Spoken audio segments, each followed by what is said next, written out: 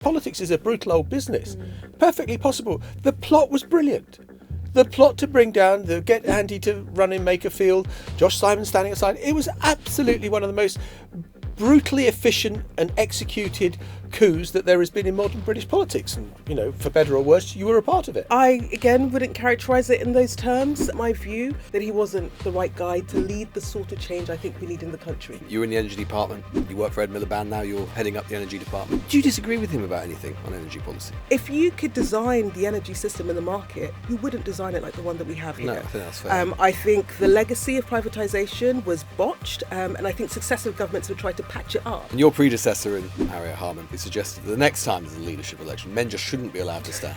What do you think about that idea? And of course, you wouldn't necessarily have a vested interest in that, of course, but, what would you think of that idea? So, look, I wouldn't, I do want a female leader of the Labour Party. It's embarrassing, right? A little bit. The Newsagents podcast is brought to you by HSBC UK, opening up a world of opportunity. This is a global production. That is Miatta Fahnbulleh, the MP for Peckham and the newest cabinet minister, replacing Ed Miliband as Energy Secretary. She's had a remarkable life story, the daughter of Liberian refugees, into Parliament, and in less than 2 years is sat around the cabinet table, and those in Westminster are already speculating that she might rise further still. The Conservative Party have already had 3 women prime ministers. Labour is yet to have a woman leader. Is she about to change all of that? Welcome to the Newsagents.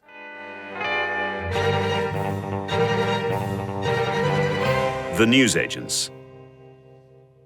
It's John. It's Lewis. And as we're saying, the Energy Secretary, Miatta Fahnbulleh, is now sat around the cabinet table.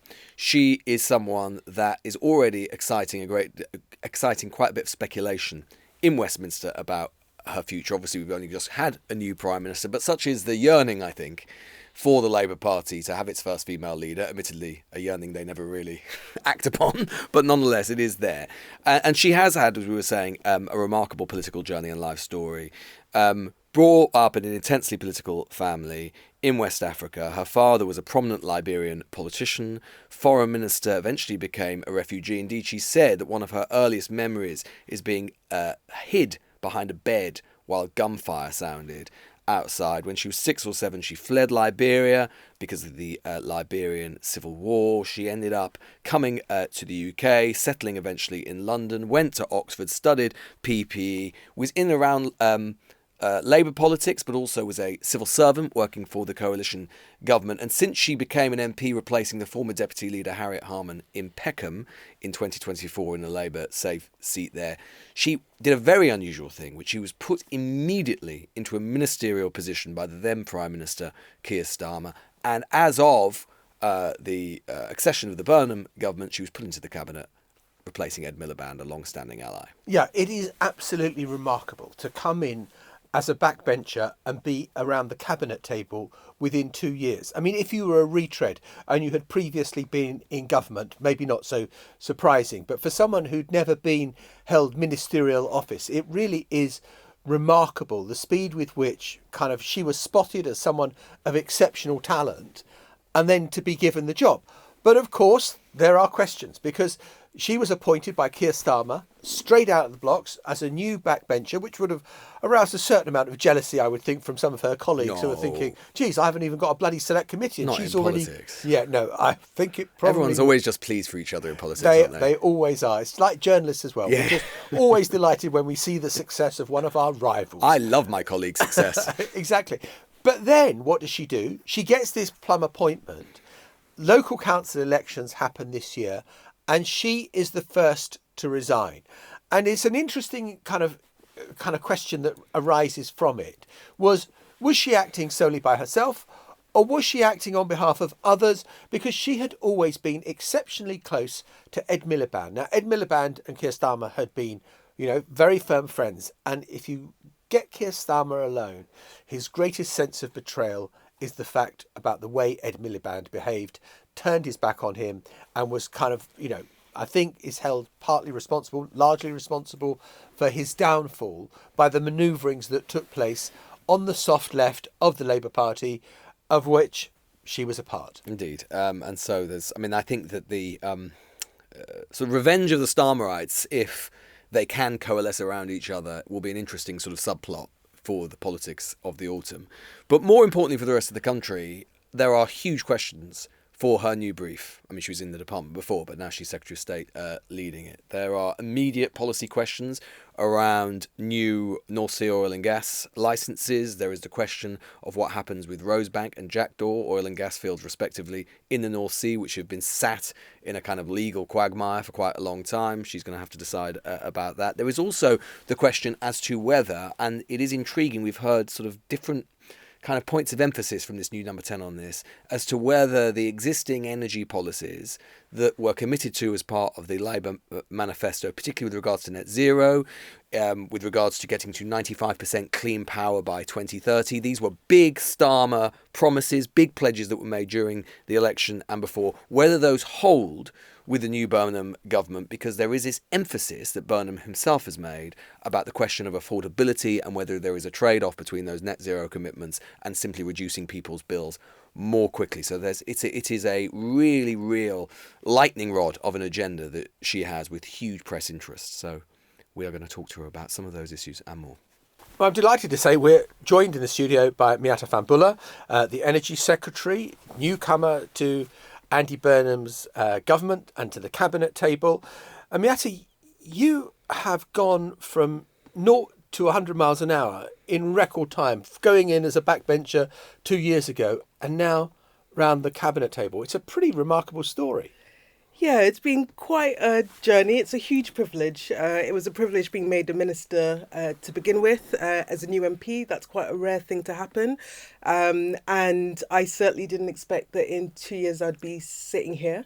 But, you know, the way I think about things is you only get the chance to do these sort of jobs however often, and you've just got to run it. I don't know how long I'll be doing this job, but for as long as I'm here, there's a chance to drive change, and that's what I came into politics for. So let me put this gently. As you say, you were plucked from being a backbencher immediately by Keir Starmer, and you repaid that loyalty by resigning and calling for him to go after the local council elections and being the first minister out of the blocks. Well, when you put it like that, it sounds quite harsh. But look, I have a lot of time for Keir. I got to actually work with him quite closely when I was doing the social cohesion brief, and I saw his passion, I saw his commitment, and you know, and I've consistently said this, I've never said a bad word about him because ultimately he was trying.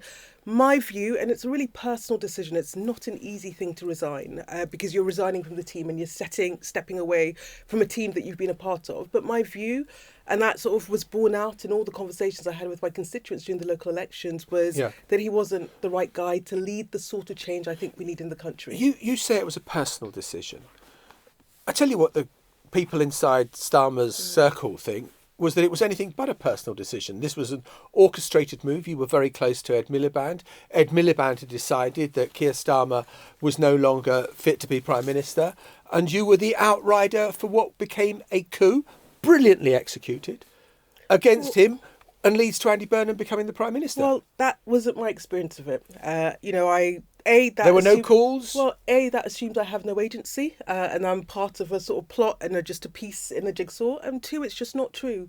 And yes, there were many colleagues that were frustrated by where our government had got to, and many colleagues that saw what I saw, which is we weren't projecting a vision for where we wanted to take the country, and we weren't delivering the scale and pace of change that people wanted. And different colleagues responded differently to that. But Sure. I was very clear in my own head that I could not have had those conversations I had with so many constituents and heard what I heard on the doorstep and not act on it. And for me, it was a simple question of, I was thinking, can I sit in front of the Prime Minister of the day then, look him in the eye and pretend I don't think that he's not the right guy to lead us forward? And I can't. And some people can make their peace with that. I couldn't. And it was the right thing for me to do, to step down. I'm not suggesting that you acted, that there was a part of a plot and you were just being told what to do. It is perfectly possible. And I don't know. I mean, look, politics is a brutal old business. Perfectly possible. The plot was brilliant. The plot to bring down, get Andy to run in Makerfield, Josh Simon standing aside. It was absolutely one of the most brutally efficient and executed coups that there has been in modern British politics. And, for better or worse, you were a part of it.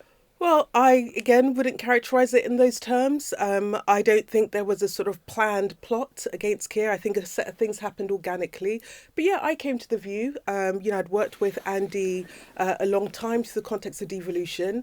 I was really disappointed, actually, that he wasn't allowed to stand in Gorton and Denton. I thought that was a mistake. I came out publicly and said that was a mistake. And when he had the chance to run in Makerfield, I was really supportive of that. And, candidly, I'm hugely supportive of him now, but I think there is a sort of rewriting of history that makes it seem as both well conceived and constructed as you're suggesting, and that's not the reality of what I experienced. Well, let's talk a little bit about the present and the future, because, as you say, Miatta, you were in the energy department. You work for Ed Miliband now. You're heading up the energy department. Obviously, there's been a huge level of scrutiny on that department and on energy prices, both for consumers and businesses, not least because Ed Miliband was in charge and he's a bit of a lightning rod for certain parts of the press, I think it's fair to say. Do you disagree with him about anything on energy policy? Well, look, I think my job is to sort of look at where... I'd start to say that, I've worked with Ed for a really long time. I worked with him in the department. A lot of our agenda we shared. But I've sort of come in halfway through our term in government. And my job is to sort of look at the challenges that we face now and think about how I take us from where we are today to where we move forward. I'm really clear that the number one issue that we are facing is affordability. And I felt that when I was doing the job when I was Minister for Consumers and Affordability. I feel that doubly so now. Now, part of our answer to that is our drive to clean power, because we are overly exposed to global fossil fuel markets. And if we think about, if you like, the pinch points that consumers have felt, the Ukraine war and now the Iran war, and we've got to decouple with that. And I believe that fundamentally, but I think that is necessary but not sufficient. And so if the main priority is affordability, you've got to do other things. And that is about reforming the markets to ensure it works for consumers. And that's ultimately making sure that we have a system that is far fairer than it is at the moment. And I'm as exercised about that as I am our drive to clean power. So my number one priority is how do we get bills down and how do we make energy affordable? And is there sometimes, I know over the long term, ministers, Ed Miliband would say, over the long term, those two things are compatible. But in the short to medium term, is there a trade-off sometimes between clean power and cheap power?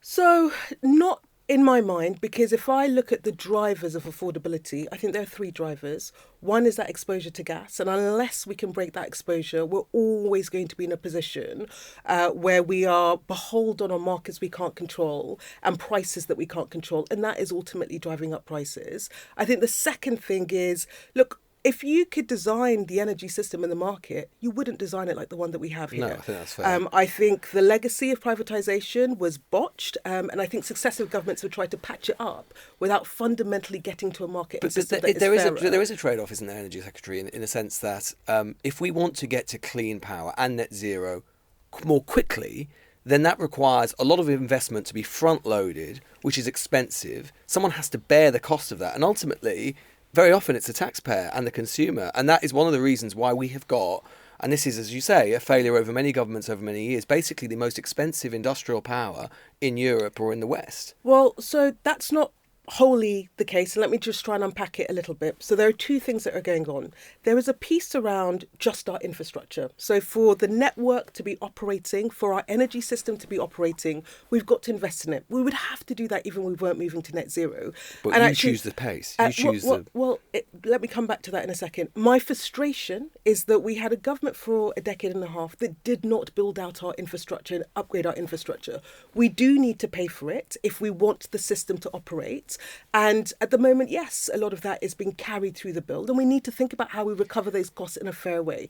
There is a second element, which is about clean power and how we diversify our energy system. Well, let me put it a different way. Are you still committed, ask you if you disagree with anything with Ed Miliband, are you still committed to delivering Clean Power 2030 as Ed Miliband was? Well, so I am committed to driving towards clean power, but ultimately my job is to make sure that we do that in a way that is affordable for people. So it sounds like actually there is some movement there to me. It sounds like that the manifesto commitment to reach, 95% clean power by 2030 is that in the name of affordability potentially moving slightly? Well, so listen, I think it's always good to have stretch targets. And candidly, if we hadn't had that mission and that manifesto commitment, we would not have delivered the scale of renewables that we're seeing in the system. So £100 billion of investment in clean power has now been consented. That's enough to power 23 million homes. But it does sound like there's some flexibility there, Secretary of State. But what I'd say is that we came in and we were really clear, and I was part of that team, and we were really clear that the job was to create momentum towards something after a decade and a half where we'd gone all over the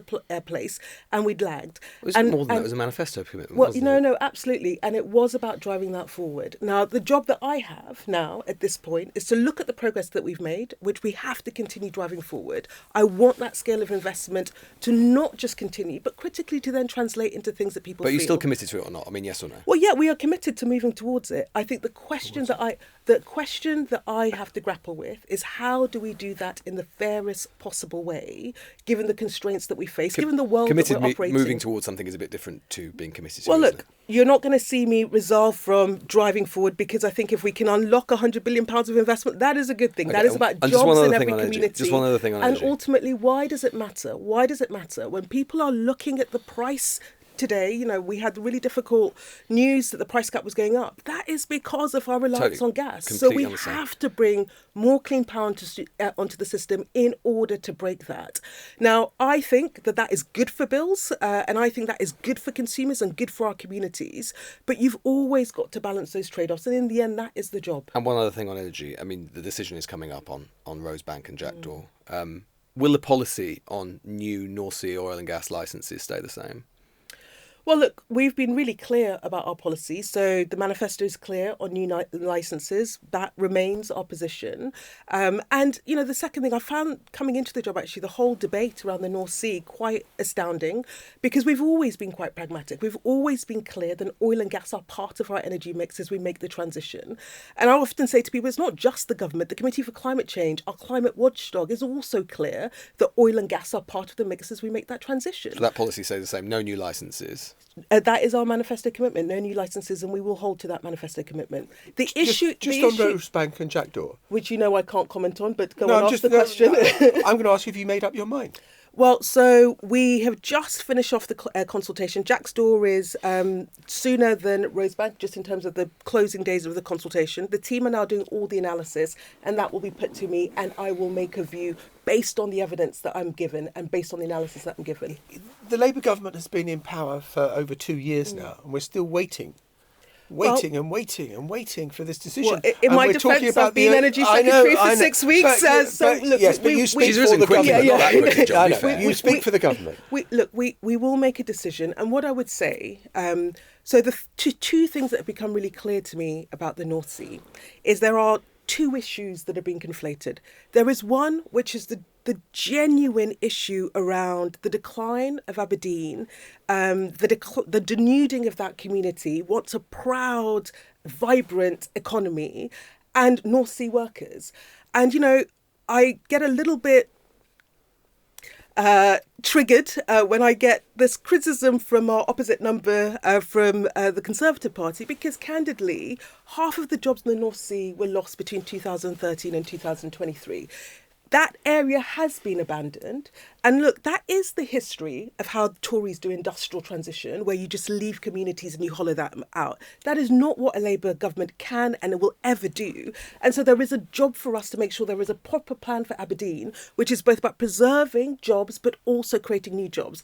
There is a second issue, if I may, which is around affordability. Now, that is my number one priority. And if you care about affordability, North Sea does not solve that problem for you, because ultimately, particularly oil, is all exported on these global markets that are then driving high prices for us. So it's an outsized debate that candidly doesn't always deal with the issue of what's our plan for Aberdeen, which we absolutely must have, and how do we solve the problem of affordability, which is my number one priority. Okay, but well, look, and then the counter argument to that is that Britain accounts for, I think, less than 1% of global emissions. So the idea that we are leading the world and the world is watching. I mean, they may be watching and they may be reaching the conclusion that look at what Britain has done about clean energy, and they have got the most expensive energy in Europe.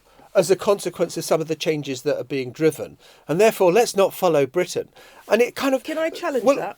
Can I challenge that? Yeah, go on. So if you look at France and you look at the deployment of nuclear, so at a time when, candidly, the North Sea was declining, so we saw it reached its peak in 1999 and we saw a decline over the periods. Norway, France, nuclear, Norway, hydroelectricity and wind power that are now absolutely powering the economy. Every smart Norway is not stopping exploring or giving new licenses. No, but my point is, they're using that revenue to power the transition. So why don't you?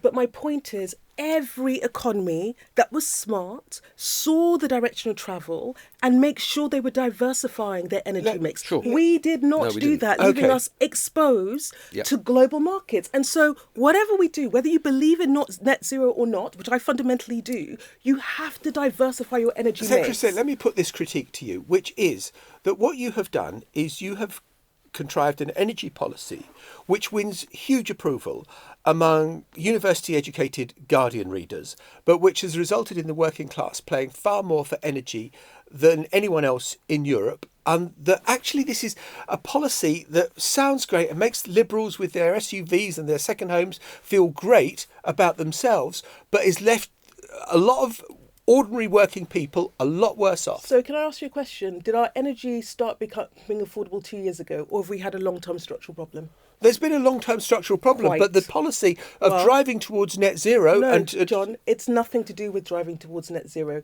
We have a structural problem. I absolutely can see that our energy is far too expensive. You know, you go around the country, it's one of the privileges of the jobs. I talk to people all the time.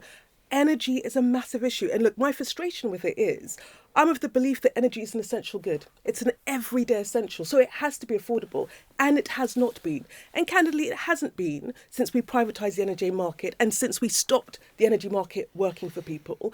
That's the thing that we have to turn around. But it's candidly quite disingenuous to say that it is a function of net zero or the transition to clean power. I agree with the analysis that our energy market isn't affordable. My job is to get us there. And that is about breaking our dependence on global fossil fuel markets. That's necessary, but it's not sufficient. That is also about making sure that we have an energy market that actually works for consumers. And that's every part of the market. And then thirdly, that point about investment, which we talk about, how do we make sure that we are investing in the energy system, but in a way that is fair?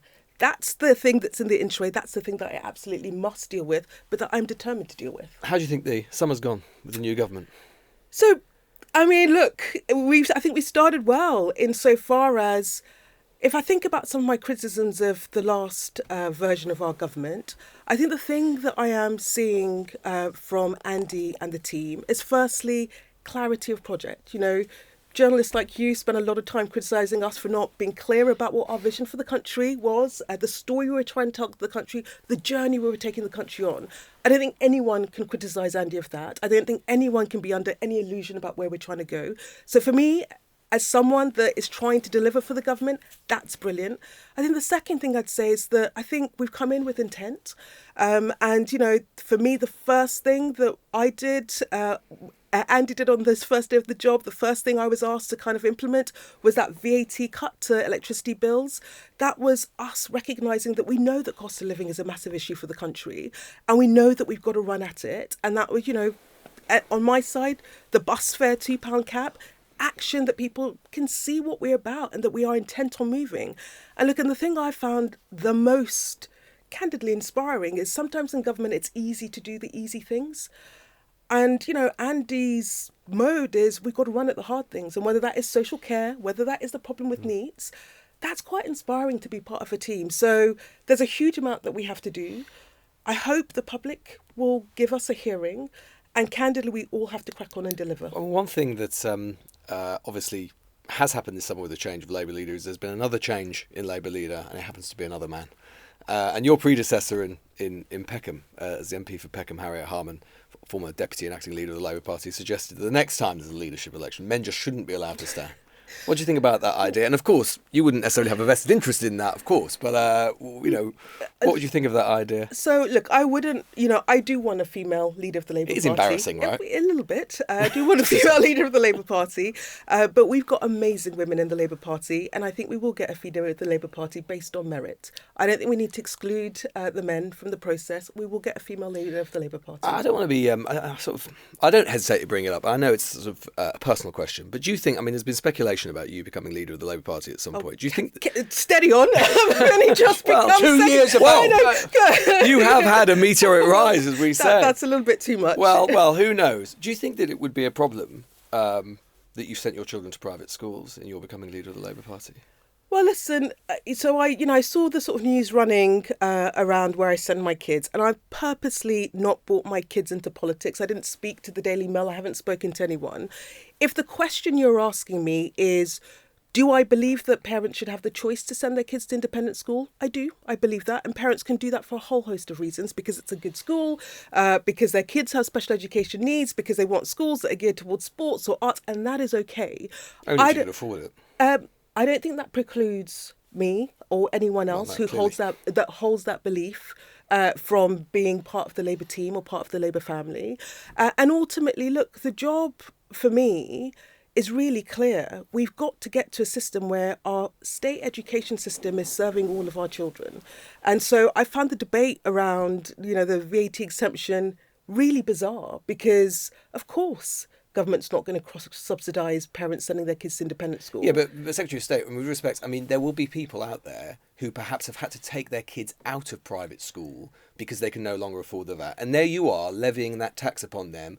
And you're in a position where you can continue to afford to buy that privileged education for your children, and they can't, and you've taken it away. Lewis, wouldn't they have the right to be quite irritated with you? So, Lewis, you don't know my personal circumstances, and I won't go into them. What I would say is, look, I know that the VAT exemption has been difficult for some parents, but I still believe that at a time where budgets are really tight, it is the right thing for the state to decide that we're not going to cross-subsidise parents that do make that choice to send their kids to independent schools. And we're going to put that money into the state sector where the majority of kids go. That's a right policy. And, candidly, irrespective of my personal decisions or my personal circumstances, the job of government is to make the right decision in the public interest. And you don't think it sends the wrong message to your constituents and schools in your constituency, that you don't think that those schools are good enough for your children, but it's good enough for your constituents? Well, no, because we've got amazing schools actually in Southwark, and I'm really proud of the fact that we've got schools that are outstanding. I think that's one of the legacy of the Labour administration there. And look, the thing that we need to do as a Labour government is to ensure that schools in every part of the country are outstanding. That is why the investment is needed. And candidly, when I knock on the doors of people, I don't hear people telling me this is a really terrible policy. I hear them saying we want more investment in our schools, and that is absolutely what we need to do. And just finally, is it true that Rishi Sunak, I think he's a contemporary of yours at Lincoln College in Oxford? He was. Is it true that he said, don't rise too quickly because you'll end up being an elder statesman like me one day? He did say that. Very good advice. You haven't taken it. I know. Well, it wasn't deliberate. Let's put it like that. It wasn't deliberate. But look, I think there are lessons to be learned. I'm a pretty humble person. I didn't expect to be here. As long as I am here, I will do the job of trying to make a difference. Were you pals, you and Sunak, back in the day? Yes, I was. So he lived with a whole load of, he was in the year below, but lived with a whole load of my friends in my year. So we have known each other for a while. And still mates? No. What, fallen out? Less so. Brexit did it. But anyway, but listen, I think I've got a lot of time for Rishi. I think he's a good guy. I think he tried his best. I think for me, the sort of two lessons I take is, don't be too bothered about rising too fast. As long as you are there, because it could be short-lived, make the most impact that you can make and drive as much change as you can drive, and never get ahead of yourself. And as a style of leadership, Lewis asked about, isn't it time there was a kind of woman leader of the Labour Party or a woman Prime Minister? Well, you've got Kemi Badenoch, and as two styles of Tory leader, you had Rishi Sunak and you had Kemi Badenoch. Which do you prefer? Look, I think it's great that there is a black woman leading the Conservative Party. If I was forced, if he had a gun against my head, I'd choose Rishi, because I think his style was a bit more consensual. I think Kemi can be a bit. Be harder to be less than consensual than Kemi, Well, wouldn't it? he can be a bit sharp, and that's not my style of politics. I also thought he was a massive brain, and he was really thoughtful. And actually, if you ever spoke to officials that worked with him, they would say he sort of came and he interrogated. And that's my style and approach. I think when you become a minister, you are a policymaker, and that requires you to think hard about what you're trying to do and the impact that you're going to have. And I have a lot of respect for that. Energy Secretary, thanks so much for coming and really Thank you very appreciate your much. time. Thank you for having me. Well, I think you can see and hear from that interview why people talk about her as a potential formidable contender to be the next Prime Minister or to be the next Labour leader. She's clearly got a great intellectual self-confidence, engaging with all of the questions even when they're difficult, and a sense of what she's about and what she believes in, which is, you'd think would be an automatic for a politician, but it definitely isn't always. And I think just on a point of policy, John, before we talk a bit more about her politics, I think the thing that really struck me from that is I think we can definitely say that there is going to be movement on energy policy in particular, particularly around Clean Power 2030, which we should not forget was a shibboleth promise that was made, a real sort of totemic issue which Starmer put great political emphasis on. Getting to clean power, 95% clean power by 2030. You could hear her in her emphasis on affordability, and even if she would not explicitly accept it, implicitly accept the idea of a trade-off between affordability and clean power 2030. So it seems clear to me that even if she was committed to that agenda, she's had her marching orders from number 10 on that, and is probably going to make some movement politically and in policy terms on that question. I kept on hearing one word that kind of leapt out at me, which was, we're moving towards it. Are you going to be clean energy by 1930? We're moving towards it. I want us to continue to move towards it. I'm going to Leicester later today. I'm going to move towards Leicester later today. Exactly. It's a bit different. They are quite different things. And I think that will be the distinction that people will pick up on. I was interested in the last subject that we dealt with in the interview, which is talking about her and sending her children to private school. And you were talking about her having succeeded Harriet Harman.